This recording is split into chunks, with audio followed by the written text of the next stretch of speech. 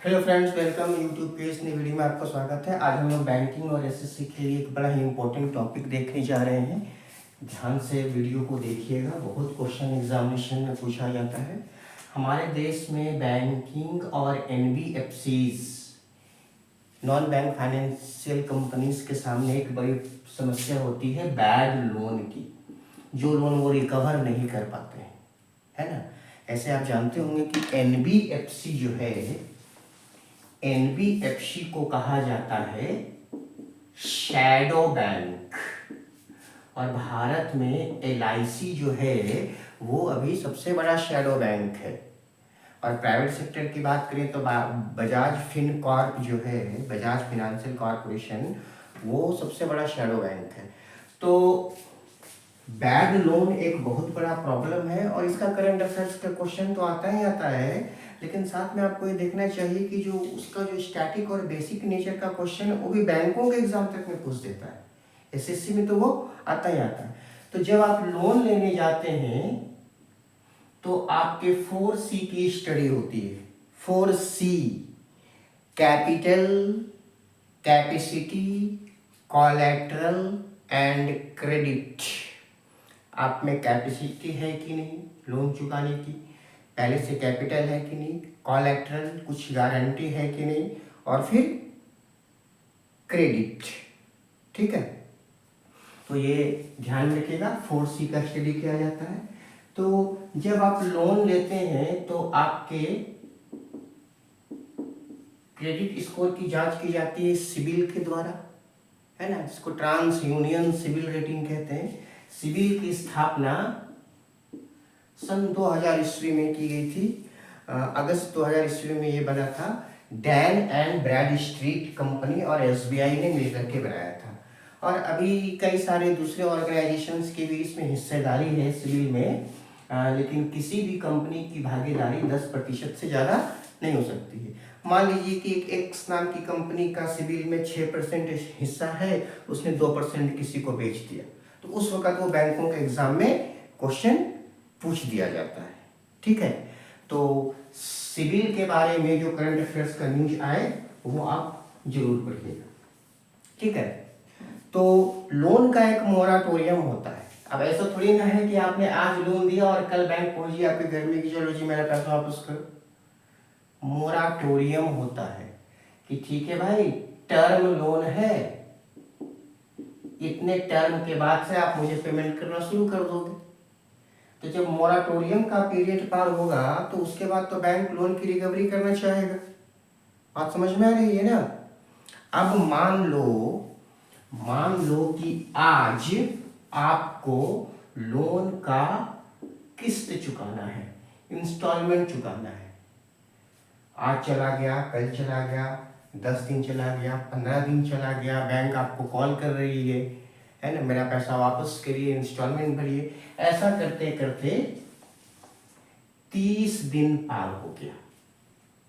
30 दिन पार हो गया, तब बैंक आपके लोन के अकाउंट को स्पेशल मेंटेन्ड अकाउंट 1 में डाल देगा और इसकी स्पेशल तरीके से मॉनिटरिंग की जाएगी, रिकवरी की कोशिश तेज कर दी जाएगी। ठीक है, अब इसके बाद 30 के बाद 31 दिन पार हो गया, 32 दिन पार हो गया, 40 दिन पार हो गया, 50 दिन पार हो गया, 60 दिन भी आ गया, 2 महीना पार हो गया। आप लोन नहीं चुका रहे हैं, कोई लोन नहीं चुका रहा है, स्पेशल मेंटेन्ड अकाउंट 2 हो जाएगा 60वें दिन से, है ना।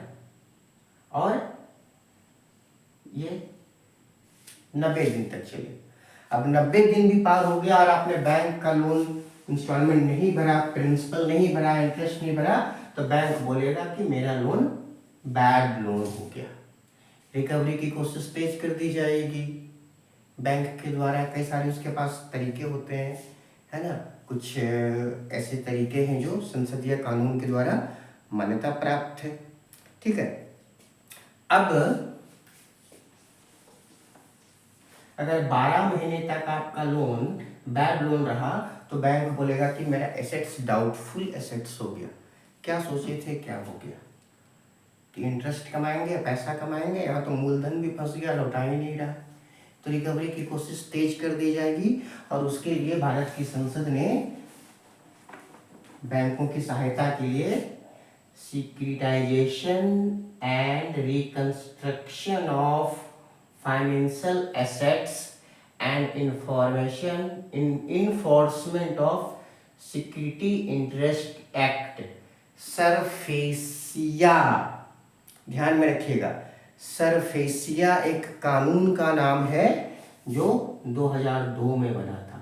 Securitisation and reconstruction of financial assets and enforcement of security interest act. इसके द्वारा बैंक बिना अदालत में दावा किए हुए भी आपके लोन की रिकवरी की कोशिश कर सकते हैं।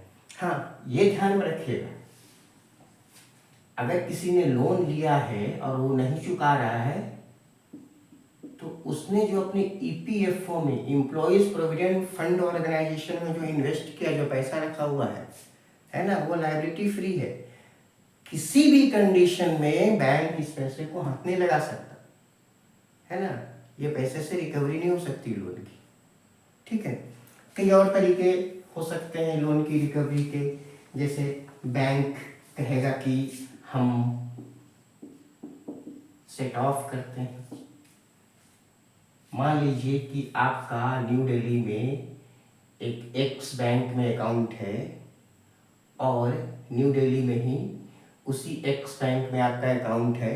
आपने इस एक्स बैंक से लोन लिया, नहीं चुका रहे हैं, तो ये एक्स बैंक इस अपने ही बैंक के इस ब्रांच से जहाँ पे आपका पैसा रखा हुआ है, आपको बता करके, ये नहीं कि जबरदस्ती, आपको बता करके आपका पैसा, लोन का अमाउंट अगर है तो उतना निकाल देगा।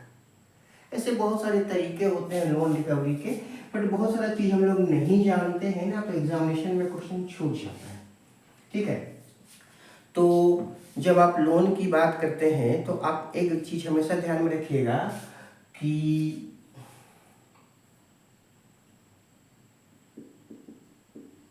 इंडियन कॉन्ट्रैक्ट एक्ट, भारतीय अनुबंध अधिनियम, इंडियन कॉन्ट्रैक्ट एक्ट, ये 1872 में बना है और इसमें टोटल 11 अध्याय और 266 सेक्शन है ना। तो इंडियन कॉन्ट्रैक्ट एक्ट और एक और कानून है जिसको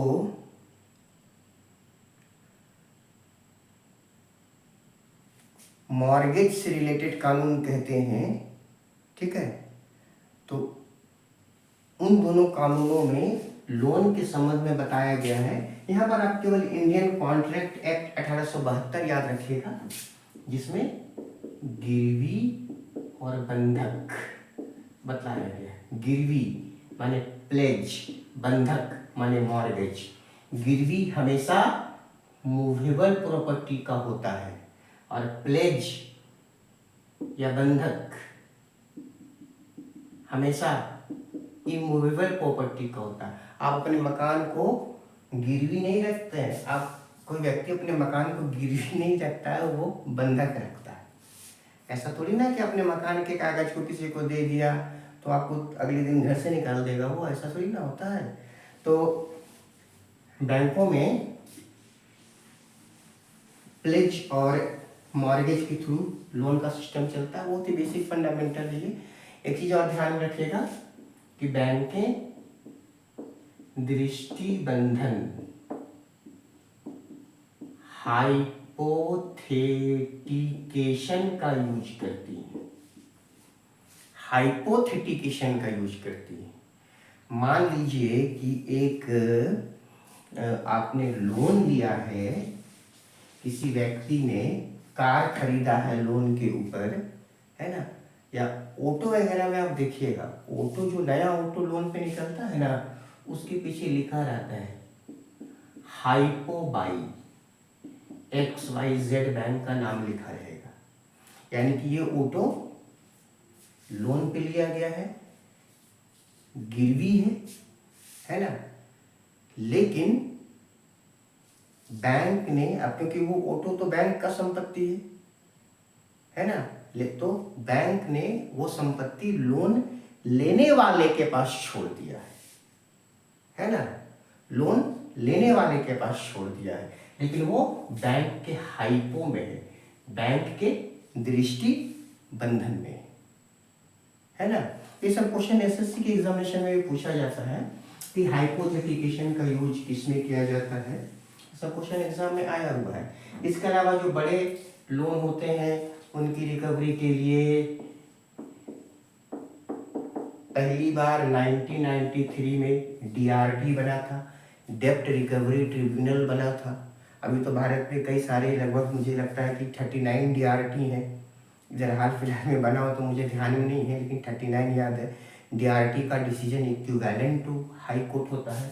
उसके बाद डीआरएटी डेप्ट रिकवरी अपीलेट ट्रिब्यूनल, इसका decision equivalent to supreme court होता है ना। जो इंडिविजुअल लोन की रिकवरी के लिए यहाँ पर हम लोग अप्लाई करते हैं, है ना।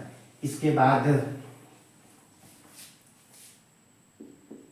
एनसीएलटी है, नेशनल कंपनी लॉ ट्रिब्यूनल है। इसमें क्या है कि insolvency and bankruptcy board of India, जब कोई कंपनी अपना लायबिलिटी चुकाने में असमर्थ है, लोन चुकाने में असमर्थ है, तो उसको इंसॉल्वेंट करना है, दिवालिया करना है, तो उसके लिए insolvency and bankruptcy board of India होता है।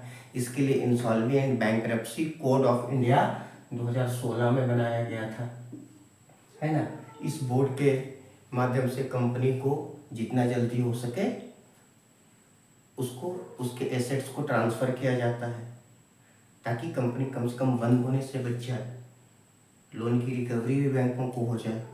एक पूरा चैप्टर है, हम लोग किसी क्लास में इसको जरूर पढ़ेंगे, एग्जामिनेशन में अक्सर क्वेश्चन पूछा जाता है, ठीक है। और 500 करोड़ रुपया से ज़्यादा जो लोन की रिकवरी होती है उसके लिए हमारे देश में बैड बैंक का कॉन्सेप्ट आया है। हालांकि हमारी सरकार का ये कहना है कि देखो भाई बैड बैंक वर्ड का यूज मत करो, है ना। हमारे वित्त मंत्री ने कहा था कि बैड बैंक वर्ड का यूज मत करो, ये ठीक नहीं लगता है ना। तो ये जो बैड बैंक, पहली बार ये कॉन्सेप्ट यूएसए में आया था और 2021 में हमारे यहाँ NARCL बना, national assets reconstruction company limited. 500 crore rupees से ज़्यादा का अगर लोन है तो उस लोन की रिकवरी के लिए क्या होता है कि बैंकें उस लोन को NARCL को सेल करती हैं। हाँ, तो सेल करने के लिए पहले क्या करना पड़ेगा, हेयर कटिंग करना पड़ेगा, हेयर कटिंग करना पड़ता है। जैसे 1000 करोड़ का लोन है, एक एक्स नाम का बैंक है, उसने 1000 करोड़ का लोन दिया है, वो रिकवर नहीं हो पा रहा है, तो वो NARCL को बोलेगा कि ये लोन खरीद लो। तो NARCL 1000 करोड़ में थोड़ी ना खरीदेगा, वो तो कम में खरीदेगा, वो तो बैंक, वो तो लोन का हेयर कटिंग कर देगा, बोलेगा कि ठीक है चलो 700 करोड़ में खरीद लेते हैं, अब बाकी पैसे का रिकवरी NARCL करेगा, ठीक है। तो हेयर कटिंग वर्ड से काफ़ी क्वेश्चन पूछा जाता है। अगर किसी बड़े कंपनी के लोन का हेयर कटिंग हुआ तो बैंक के एग्जाम में क्वेश्चन बनता है, ठीक है। अच्छा, इसके अलावा हमारे देश में ARC होते हैं, एसेट रिकंस्ट्रक्शन कंपनी। ARC में 100% FDI की अनुमति है। कोई भी विदेशी कंपनी अपनी पूरे पैसे को लगाकर भारत में ARC खोल सकता है। बैंकें अपने बैड लोन को ARC को बेच देती हैं, है ना। जब भी कोई नया ARC एसेट रिकंस्ट्रक्शन कंपनी बनता है, तुरंत बैंक के एग्जाम में क्वेश्चन आएगा, कितना शेयर होल्डिंग है, कितना % है, चेयरमैन कौन है, डायरेक्टर कौन है, किसके साथ पार्टनरशिप किया है कि इंडिविजुअल बनाया गया है ना। ये सब तुरंत बैंक एग्जाम में क्वेश्चन पूछा जाता है। तो ऐसे बहुत सारा सब्जेक्ट है जिनमें देख के लगता है कि नहीं क्वेश्चन नहीं बन पाएगा, हालांकि क्वेश्चन बड़े आसान होते हैं, थोड़ा सा टेक्निकल समझ होना जरूरी है, ठीक है। तो पढ़ते रहिए, फिर मिलते हैं अगले वीडियो में।